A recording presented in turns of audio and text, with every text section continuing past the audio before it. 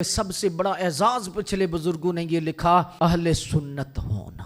اپنا اعزاز سب سے بڑا سمجھا کرو کہ ہم اہل سنت، جیسے اعزاز سمجھتے ہو نا برادری کا کہ میں چیمہ ہوں، میں چٹھا ہوں، میں مہر ہوں، میں فلاں ہوں فلاں ہوں فلاں ہوں، یہ تو پہچان کے لیے ہے نا۔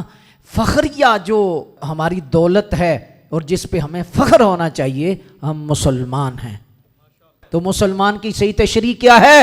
ہم اہل سنت و جماعت۔ تو اہل سنت و جماعت کی علامات ہیں کچھ، جیسے اسلام کی علامات ہیں، قرآن، حدیث، کعبۃ اللہ شریف، یہ شاعر اسلامی ہے، اسلام کی علامت ہے۔ اہل سنت و جماعت کی جو علامات ہیں ان میں ایک نظریہ ہے اور عقیدہ ہے، وہ ہے افضلیت شیخین کا۔ شیخین کسے کہتے ہیں؟ اس امت میں 4 ہستیاں ہیں جن میں 2 کو شیخین کہتے ہیں اور 2 کو بزرگوں نے ختنین کہا ہے۔ شیخین کون ہیں؟ حضرت سیدنا ابو بکر صدیق اور سیدنا عمر فاروق اعظم، یہ شیخین ہیں۔ اور ختنین کون ہیں؟ حضرت سیدنا ذوالنورین پاک حضرت عثمان غنی، اور دوسرے مولا کائنات حیدر کرار حضرت سیدنا امیر المومنین مولا علی شیر خدا کرم، یہ ختنین۔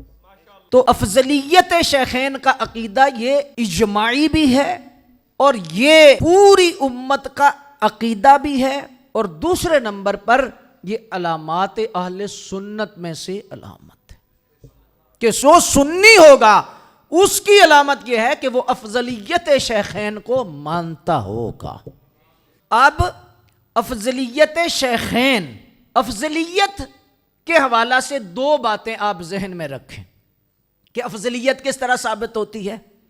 اللہ کے ہاں جو مکرم ہے، اللہ کے ہاں جو قرب والا ہے، جتنے قرب والا ہے اتنا افضل ہے، جتنا تقوی والا ہے اتنا افضل ہے۔